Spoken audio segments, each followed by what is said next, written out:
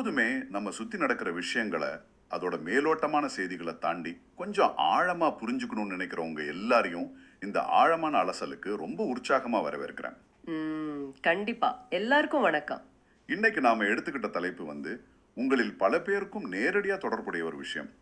நம்மளோட ஆதாரங்கள் என்னன்னு பார்த்தீங்கன்னா, சென்ட்ரல் போர்ட் ஆஃப் ட்ரஸ்டீஸ், அதாவது சிபிடி உறுப்பினரும் அகில இந்திய தொழிற்சங்க தலைவருமான எஸ் மல்லேஷம் அவங்க சமீபத்தில் கொடுத்த பேட்டிகளோட சுருக்கங்கள், அப்புறம் அது தொடர்பான தரவுகள் தான். ஆமா. இந்த தரவுகளை நம்ம வெறுமனே ஒரு நியூஸ் மாதிரி படிச்சுட்டு போயிட முடியாது. ஏன்னா கோடிக்கணக்கான தொழிலாளர்களோட ஓய்வூதியம், அப்புறம் வருங்கால வைப்பு நிதி, அதாவது நாம எல்லாரும் இபிஎஃப் அப்படின்னு சொல்றோமே அந்த அமைப்பு, அதோட மிக முக்கியமான முடிவுகள் அந்த மூடி அறைகளுக்குள்ள எப்படி எடுக்கப்படுது அப்படிங்கறத நாம இன்னைக்கு புரிஞ்சுக்க போறோம். சரியா சொன்னீங்க. ஒரு அரசாங்க அமைப்போட பின்னணியில நடக்கிற விவாதங்கள், கொள்கை முடிவுகள், இதெல்லாம் எப்படி சாமானிய மக்களோட பாக்கெட்டுகளை பாதிக்குது அப்படிங்கறத உங்களுக்கு ரொம்ப எளிமையாகவும் விரிவாகவும் புரிய வைக்கிறது தான் இந்த அலசலோட முக்கிய நோக்கம். அதான் இந்த தரவுகளை அலசும் போது நாம சில அடிப்படையான விஷயங்களை ரொம்ப கவனமா பார்க்க வேண்டியிருக்கு. உண்மைதான். இதையெல்லாம் படிச்சுட்டு இருக்கும்போது என்னைய ரொம்பவே சிந்திக்க வச்ச ஒரு கேள்வி இருக்கு. இதை கேட்டுட்டு இருக்கிற உங்ககிட்டயும் நான் கேட்க விரும்புறேன். தொழிலாளர் வருங்கால வைப்பு நிதி அமைப்புல, அதாவது இபிஎஃப்ஓல யாருடையதுனே உரிமை கோரப்படாம சுமார் 10,000 கோடி ரூபாய் அப்படியே முடங்கி கிடக்குது அப்படிங்கிறது உங்களுக்கு தெரியுமா? 10,000 கோடி அப்படிங்கிறது சாதாரண நம்பர் இல்ல. அது மட்டும் இல்ல, ஒவ்வொரு நிதியாண்டோட இறுதியிலையும் உங்க இபிஎஃப் கணக்குல வரவு வைக்கப்படுற அந்த வட்டி விகிதம் இருக்கு இல்லையா, அது வெறும் பொருளாதார புள்ளி விவரங்களை வச்சு மட்டும் ஒரு கம்ப்யூட்டரால முடிவாகிறது கிடையாது. கண்டிப்பா கிடையாது. அதுக்கு பின்னாடி பெரிய ப்ராசஸ் இருக்கு. ஆமா, அதுக்கு பின்னாடி நடக்கிற காரசாரமான விவாதங்கள், தொழிற்சங்கங்களுக்கும் அரசாங்கத்துக்கும் இடையிலான பேரம் பேசுதல்கள், இதையெல்லாம் பத்தி நீங்க எப்பவாவது யோசிச்சிருக்கீங்களா? இதையெல்லாம் படிக்கும்போது இபிஎஃப் அப்படிங்கிறது வெறும் எண்கள் நிரம்பிய ஒரு கணக்கு புத்தகம் இல்ல, அது பல கோடி சாமானிய மனிதர்களோட ரத்தமும் வியர்வையுமான வாழ்வாதாரம் அப்படின்னு புரியுது. அந்த வாழ்வாதாரம் அப்படிங்கிற வார்த்தை மிக முக்கியமானது. ஒரு பக்கம் தங்களோட வாழ்நாள் முழுவதையும் உழைப்பிற்காக கொடுத்துட்டு வயதான காலத்துல குறைந்தபட்ச தேவைகளுக்காவது பணம் கிடைக்குமா அப்படின்னு ஏங்குற தொழிலாளர்களோட எதிர்பார்ப்புகள் இருக்கு. இன்னொரு பக்கம் அரசாங்கமும் இருக்குல்ல. சரியா சொன்னீங்க. மறுபக்கம் ஒட்டுமொத்த பொருளாதார நிலைத்தன்மையும் காப்பாற்ற வேண்டிய அரசாங்கத்தோட கட்டுப்பாடுகள். இந்த இரண்டுக்கும் இடையே உள்ள ஒரு பெரிய இழுபறி நிலைய, அந்த சவால்களை தான் இந்த தரவுகள் நமக்கு ரொம்ப அப்பட்டமா காட்டுது. அந்த இழுபறி நிலை பத்தி பேசும்போது முதல்ல என் கவனத்தை ஈர்த்தது அந்த குறைந்தபட்ச ஓய்வூதிய போராட்டம் தான். இபிஎஸ் 95 திட்டத்தின் கீழ் வழங்கப்படுற குறைந்தபட்ச ஓய்வூதியத்தை உயர்த்துறது சம்பந்தமா மிகப்பெரிய அளவுல விவாதங்களும் போராட்டங்களும் நடந்துட்டு இருக்கு. ஆமா, இது ரொம்ப வருஷமா இருக்கிற ஒரு கோரிக்கை. இதுல இருக்கிற புள்ளி விவரங்கள் உண்மையிலேயே ரொம்ப வருத்தம் அளிக்குது. நாடு முழுக்கமும் சுமார் 80 லட்சம் இபிஎஸ் 95 ஓய்வூதியதாரர்கள் இருக்காங்க. ஆனா இதுல சுமார் 30 லட்சம் பேருக்கு மாதம் வெறும் 1000 ரூபாய் அல்லது அதற்கும் குறைவான ஓய்வூதியம் தான் கிடைக்குது அப்படிங்கிற தகவல் என்ன நிஜமாவே தூக்கி வாரி போட்டது. இத நாம இன்றைய பொருளாதார சூழல்ல வச்சு பொருத்தி பார்க்கணும். இன்னைக்கு விலைவாசி எப்படி விண்ண முட்டிட்டு இருக்குன்னு உங்களுக்கு தெரியும். ஒரு சாதாரண மருத்துவ செலவு அல்லது ஒரு வார மளிகை செலவுக்கு கூட அந்த 1000 ரூபாய் அப்படிங்கிறது எந்த மூலைக்கும் பத்தாது. ஒரு நாளைக்கு 30 ரூபாய் கூட வராது. அதான் தங்களோட இளமை காலம் முழுவதையும் உழைச்சு தேர்ந்தவங்களுக்கு மாசம் 1000 ரூபாய் மட்டும் கொடுத்துட்டு அதை நாம எப்படி ஒரு சமூக பாதுகாப்பு அப்படின்னு சொல்ல முடியும்? அதனாலதான் இந்த விவகாரம் இப்ப விஸ்வரூபா எடுத்திருக்கு. அப்போ தொழிற்சங்கங்கள் தரப்புல இதுக்கு என்னதான் கோரிக்கை வைக்கிறாங்க? வெறும் தொகையை மட்டும் உயர்த்த கேட்கிறாங்களா, இல்ல வேற ஏதாவது நடைமுறை மாற்றங்களை எதிர்பார்க்கறாங்களா? அவங்க கோரிக்கை ரொம்ப தெளிவானது. இந்த குறைந்தபட்ச ஓய்வூதியத்தை 1000 ரூபாயிலிருந்து 7500 ரூபாய உயர்த்தணும் அப்படின்னு கடுமையா வலியுறுத்துறாங்க. ஆனா அதை மட்டும் அவங்க கேட்கல. வேற என்ன கேக்குறாங்க? அதோட சேர்த்து அகவிலைப்படிய, அதாவது டிஏவை அதோட இணைக்கணும்னு கேக்குறாங்க. ஏன்னா பணவீக்கம் அதிகரிக்கும் போது அதுக்கேத்த மாதிரி ஓய்வூதியமும் அதிகரிக்கணும் இல்லையா? லாஜிக்கான விஷயம்தான். அது மட்டும் இல்லாம வயதான காலத்துல ரொம்ப அவசியமான மருத்துவ வசதிகளையும் இஎஸ்ஐ போன்ற திட்டங்கள் மூலமாகவோ அல்லது வேற வகையிலேயோ வழங்கணும் அப்படின்னு கோரிக்கை வச்சிருக்காங்க. இந்த கோரிக்கைகளை வலியுறுத்தி அரசாங்கத்தோட கவனத்தை ஈர்க்கிறதுக்காக கடந்த பிப்ரவரி 25 அன்னைக்கு நாடு முழுக்கவும் சுமார் 600 மாவட்டங்கள்ல மிகப்பெரிய அளவிலான போராட்டங்கள் நடந்திருக்கு. 600 மாவட்டங்கள்ல போராட்டம் அப்படிங்கிறது ஒரு சாதாரண விஷயம் இல்ல. அது ஒரு மிகப்பெரிய அளவிலான அழுத்தம். இந்த விவகாரத்துல அரசாங்கம் அல்லது அந்த துறை சார்ந்த அமைச்சரோட நிலைப்பாடு என்னவா இருக்கு? அவங்க இந்த அழுத்தத்தை எப்படி எதிர்கொள்றாங்க? சிபிடி கூட்டத்துல இது குறித்து பேசப்பட்ட போது அமைச்சர் இதை சாதகமா பரிசீலிப்பதாகவும் ஆனா இறுதி முடிவெடுக்க கொஞ்சம் அவகாசம் வேணும் அப்படின்னு கேட்டிருக்காரு. இங்க அரசாங்கத்தோட தரப்புலயும் நாம சில விஷயங்களை புரிஞ்சுக்க வேண்டியிருக்கு. அதாவது பொருளாதார சுமையை சொல்றீங்களா? எக்ஸாக்ட்லி. அரசாங்கத்துக்கு இது ஒரு பெரிய பொருளாதார சுமைதான். திடீர்னு 80 லட்சம் பேருக்கு ஓய்வூதியத்தை பல மடங்கு உயர்த்துவது அப்படிங்கிறது அந்த நிதி அமைப்போட இருப்பை கணிசமா குறைச்சிடும் அப்படிங்கிற அச்சம் அவங்களுக்கு இருக்கு. ஆனா இது மக்களோட உரிமைக்கான போராட்டமாச்சே. ஆமா, இதை நாம ஒரு ஜனநாயக அமைப்போட செயல்பாடா தான் பார்க்கணும். நாடு தழுவிய போராட்டங்கள், கோரிக்கைகள் மூலமா ஒரு அரசுக்கு எப்படி மக்கள் தரப்புல இருந்து அழுத்தம் கொடுக்கப்படுது, அந்த அமைப்பு எப்படி அதுக்கு பதிலளிக்க நிர்பந்திக்கப்படுது அப்படிங்கிறதுக்கு இது ஒரு சிறந்த உதாரணம். கரெக்ட். ஒரு பக்கம் தங்களுக்கு சேர வேண்டிய குறைந்தபட்ச உரிமைக்காக போராடுற மக்கள் இருக்காங்க. சரி, இன்னொரு பக்கம் பார்த்தா தகுதி இருந்தும் தாமாக முன் வந்து அதிக ஓய்வூதியத்துக்காக விண்ணப்பித்தவங்களோட நிலையும் இங்க சுட்டிக்காட்டப்பட்டிருக்கு. அந்த ஹையர் பென்ஷன் விவகாரம். ஆமா, அந்த அதிக ஓய்வூதியம் பத்தி படிக்கும்போது பல இடங்கள்ல அதிகாரத்துவ சிக்கல்கள் எப்படி மக்களை அலைக்கழிக்குது அப்படிங்கிறது அப்பட்டமா தெரியுது. மொத்தம் 17 லட்சம் பேர் அதிக ஓய்வூதியத்துக்காக விண்ணப்பிச்சிருக்காங்க. ஆனா அதுல சுமார் 9 லட்சம் விண்ணப்பங்கள் நிராகரிக்கப்பட்டிருக்கு. பாதியிலிருந்து ரொம்ப அதிகம். பாதிக்கும் மேற்பட்ட விண்ணப்பங்கள் நிராகரிக்கப்படுது அப்படிங்கிறது அந்த சிஸ்டம்ல ஏதோ ஒரு பெரிய குறைபாடு இருக்கு அப்படிங்கறத தான் காட்டுது. முற்றிலும் உண்மை. அந்த 9 லட்சம் நிராகரிப்புகளுக்கு பின்னாடி 2 முக்கிய காரணங்களை அவங்க முன்வைக்கிறாங்க. இந்த ஒவ்வொரு காரணத்தையும் நம்ம கொஞ்சம் ஆழமா புரிஞ்சுக்கணும். முதல் காரணம் ட்ரஸ்ட் ரூல்ஸ், அதாவது அறக்கட்டளை விதிகள். இந்த அறக்கட்டளை விதிகளை காரணம் காட்டி மட்டுமே சுமார் 5 முதல் 6 லட்சம் விண்ணப்பங்கள் நிராகரிக்கப்பட்டிருக்கு. ஒரு நிமிஷம், இங்க தான் எனக்கு ஒரு பெரிய சந்தேகம் வருது. இந்த ட்ரஸ்ட் ரூல்ஸ் அப்படின்னு சொல்றாங்களே, பல பெரிய நிறுவனங்கள் இபிஎஃப்ஓ கிட்ட நேரடியாக பணத்தை செலுத்தாம தங்களுக்குள்ளேயே ஒரு தனி அறக்கட்டளையை உருவாக்கி தொழிலாளர்களோட வருங்கால வைப்பு நிதியை நிர்வகிக்கிறாங்க அப்படிங்கிறது எனக்கு புரியுது. ஆமா, அந்த எக்ஸம்ப்டட் ட்ரஸ்ட் அப்படின்னு சொல்வாங்களே அதுதான். ஆனா அந்த நிறுவனத்தோட விதிகளுக்கும் உச்சநீதிமன்றம் சொன்ன வழிகாட்டுதல்களுக்கும் இடையில முரண்பாடு இருக்கு அப்படிங்கிறதுக்காக கடைசியில அந்த தொழிலாளியோட விண்ணப்பத்தை நிராகரிக்கிறது எப்படி நியாயமாகும்? அந்த தொழிலாளி என்ன தப்பு செஞ்சாரு? நீங்க கேட்கறது 100% நியாயமான கேள்வி. இதைத்தான் தொழிற்சங்க பிரதிநிதிகளும் அந்த கூட்டங்கள்ல ஆவேசமா கேட்குறாங்க. இந்த எக்ஸம்ப்டட் ட்ரஸ்ட் அப்படிங்கிறது நிறுவனத்தோட முதலாளிகளால் நிர்வகிக்கப்படுபவை. அவங்க கடந்த காலங்கள்ல தங்களுக்கு வசதியான சில கணக்கீட்டு முறைகளை பின்பற்றி இருக்கலாம். ஆனா சட்டம் மாறிடுச்சு இப்போ. அதான் பிரச்சனை. உச்ச நீதிமன்றம் அதிக ஓய்வூதியம் வழங்குவது குறித்து ஒரு புதிய உத்தரவை பிறப்பித்தவுடன் அந்த பழைய விதிகளும் புதிய சட்ட வழிமுறைகளும் ஒன்னோடொன்னு முரண்படுது. அப்போ இத பேசி தீர்த்திருக்கலாமே. ஒரு வெளிப்படையான சிஸ்டம் என்ன செஞ்சிருக்கணும், அந்த நிறுவனத்தையும் இபிஎஃப்ஓ அதிகாரிகளையும் உட்கார வச்சு அந்த முரண்பாட்டை கலந்திருக்கணும்.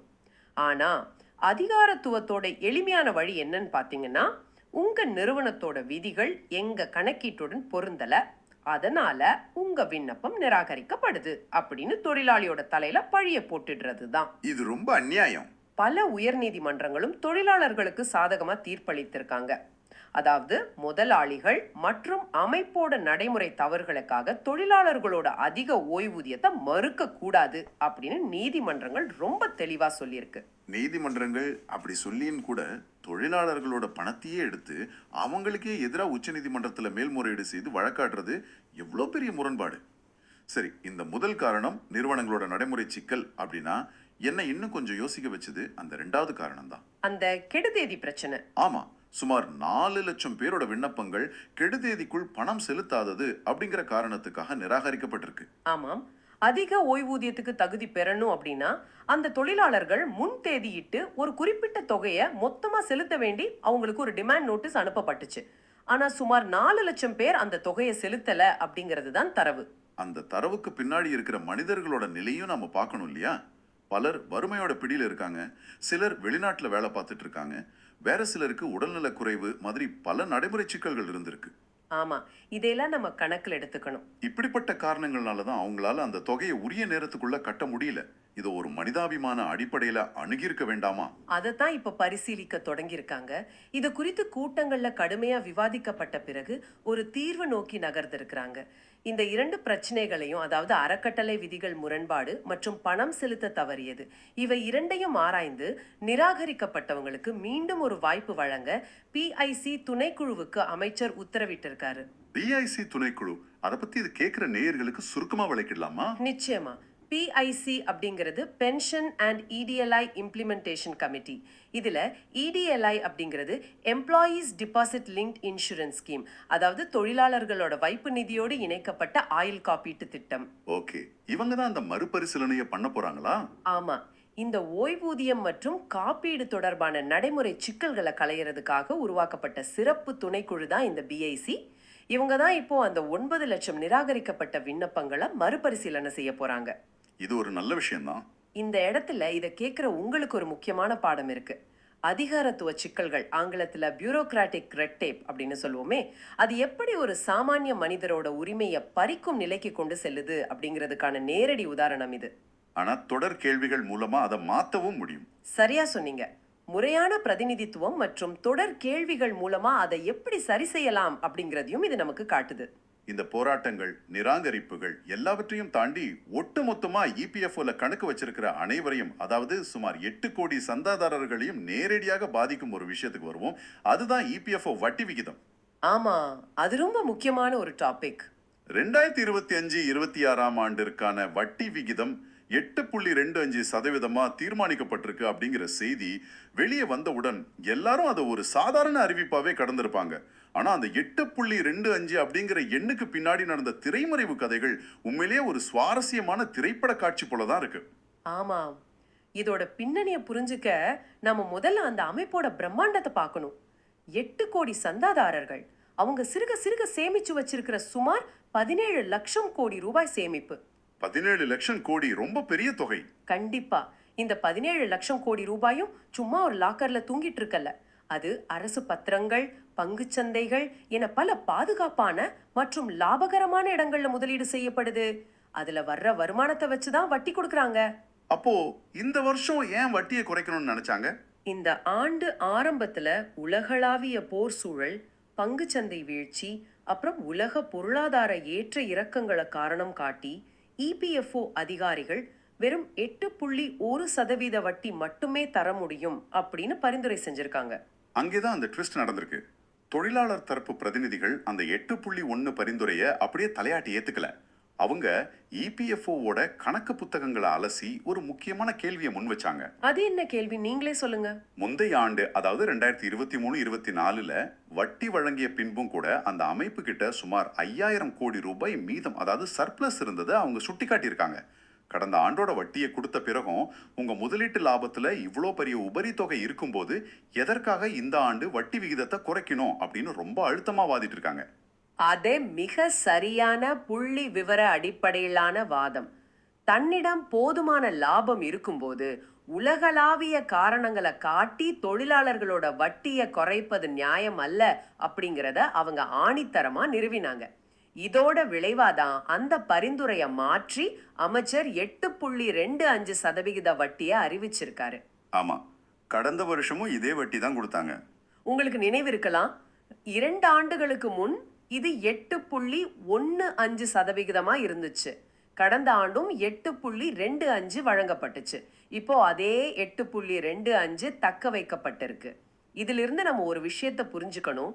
இது முழுக்க முழுக்க ஒரு பேலன்சிங் ஆக்ட். எதை பேலன்ஸ் பண்றாங்க? சந்தையோட ஏற்ற இறக்கங்கள்ல இருந்து நிதியை பாதுகாப்பதற்கும் அதே சமயம் தொழிலாளர்களை தொடர்ந்து இபிஎஃப்ல சேமிக்க ஊக்குவிப்பதற்கும் இடையிலான ஒரு பேலன்ஸ் இது. வட்டி விகிதம் தொடர்ந்து குறைஞ்சிட்டே வந்தா மக்கள் இந்த அமைப்போட மீதான நம்பிக்கையை இழந்துடுவாங்க அப்படிங்கறத நிர்வாகமும் நல்லாவே உணர்ந்திருக்கு. இந்த லாபம், வட்டி விகிதம், சேமிப்பு இதெல்லாம் ஒரு பக்கம் இருக்கட்டும். நிகழ்ச்சியோட தொடக்கத்துல நான் ஒரு தூண்டலா குறிப்பிட்டேனே, அந்த 10,000 கோடி ரூபாய் மர்மம், அதாவது அன்கிளைம்டு ஃபண்ட்ஸ் அல்லது உரிமை கோரப்படாத நிதி. ஒருவர் தன் வாழ்நாள் முழுதும் கஷ்டப்பட்டு சேமித்த பணம் கடைசியில அவருக்கும் பயன்படாம அவரோட குடும்பத்துக்கும் போய் சேராம இப்படி முடங்கி கிடக்குது அப்படிங்கிறது கேட்கவே அதிர்ச்சியா இருக்கு. இது எப்படி சாத்தியம்? யாருடைய பணம் இது? இந்த தரவுகளின் படி இது சுமார் 7 லட்சம் பேருடைய உழைப்போட பணம். இது எப்படி நடக்குது அப்படிங்கிறதுக்கு பல நடைமுறை காரணங்கள் இருக்கு. ஒருவர் திடீர்னு இறந்து போறாரு, ஆனா அவர் தன்னுடைய வாரிசுதாரரை, அதாவது நாமினிய சரியா பதிவு செய்யல அப்படின்னா அந்த பணம் சிக்கிக்கும். இது ஒரு முக்கியமான காரணம் தான். சில பேர் குறுகிய காலம் வேலை பார்த்துட்டு வெளிநாட்டுக்கு போயிருப்பாங்க, அந்த பணத்தை எடுக்க மறந்துடுவாங்க. அதை விட மிக முக்கியமானது பெயர் பிழைகள். ஆதார் அட்டையில ஒரு பெயரும் இபிஎஃப் கணக்குல ஒரு எழுத்து பிழையோட வேற ஒரு பெயரும் இருந்தா சிஸ்டம் பணத்தை தராது. அந்த ஸ்பெல்லிங் மிஸ்டேக்ஸ் நிறைய பேருக்கு வருது. ஆமா, சில பேர் பல கம்பெனிகள்ல வேலை மாறி இருப்பாங்க, பழைய கணக்குகளை இணைக்க தவறி இருப்பாங்க. இப்படி பல காரணங்களால இந்த 10,000 கோடி ரூபாய் யாருக்கும் சொந்தம் இல்லாம முடங்கியிருக்கு. இது அப்படியே விட்டுட போறாங்களா? இல்ல இந்த 7 லட்சம் பேரோட பணத்தை உரியவங்க கிட்ட சேர்க்க ஏதாவது உருப்படியான நடவடிக்கை எடுக்கப்படுதா? இந்த விஷயத்துல அவங்க எடுத்திருக்கிற ஒரு புதிய முடிவு உண்மையிலேயே வரவேற்கத்தக்கது.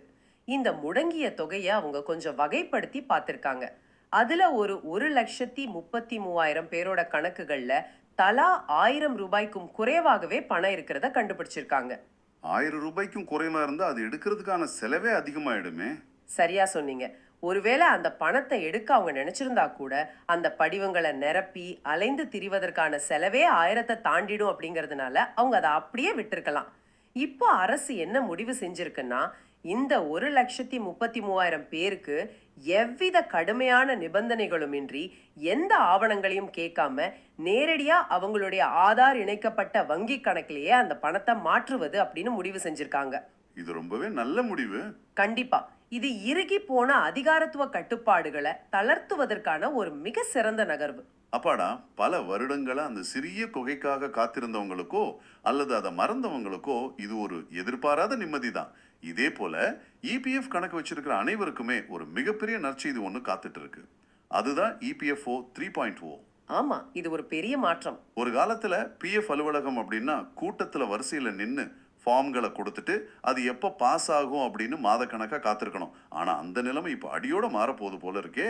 ஆமா, இன்னும் ஒரு 5 அல்லது 6 மாதங்கள்ல இந்த புதிய இபிஎஃப்ஓ 3.0 மென்பொருள் முழுமையா பயன்பாட்டுக்கு வர உள்ளது. இது ஒரு மிகப்பெரிய டிஜிட்டல் புரட்சியா இருக்கும் அப்படின்னு எதிர்பார்க்கப்படுது. இப்போ இருக்கிற சிஸ்டம்ல நிறைய பிரச்சனை இருக்கு. உண்மைதான்.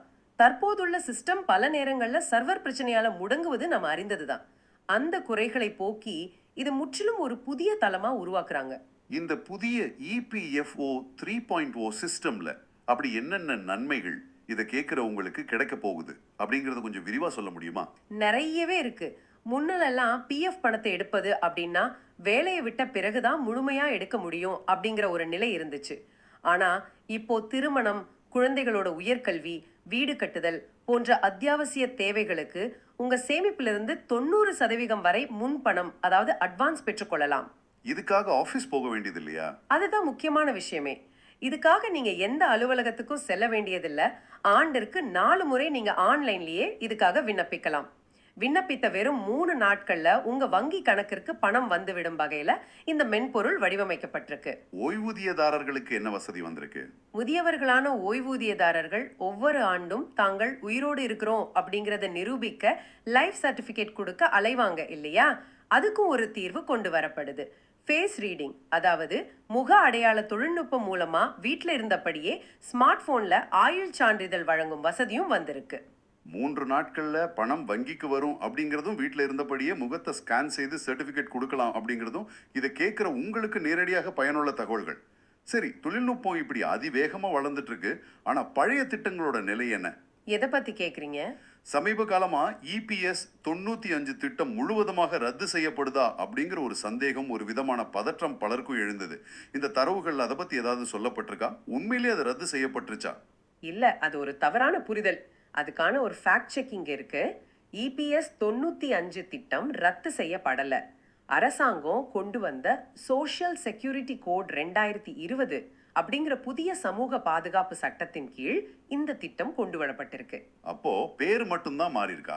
ஆமா, உச்ச நீதிமன்றம் அப்பப்போ வழங்கிய பல்வேறு தீர்ப்புகளோட அடிப்படையில சில பழைய நடைமுறை விதிகள் திருத்தப்பட்டு இப்போது இபிஎஸ் 2026 அப்படின்னு பேர் மாற்றப்பட்டிருக்கு. அவ்வளவுதான். இதுல அடிப்படை திட்டத்திலையும் தொழிலாளர்களோட உரிமையிலையும் பெரிய அளவிலான மாற்றங்கள் ஏதும் இல்லை. வேற என்ன விவாதிச்சாங்க அதுல?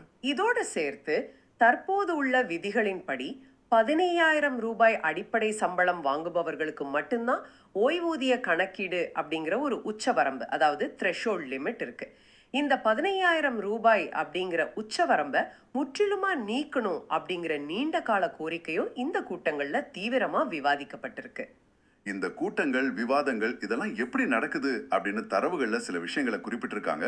அதை படிக்கும்போது அரசாங்க அமைப்புகளுக்குள்ள நடக்கிற அந்த உள்ளரங்க அரசியல் அல்லது சிஸ்டம் எப்படி இயங்குது அப்படிங்கிறது ரொம்ப சுவாரஸ்யமா இருந்துச்சு.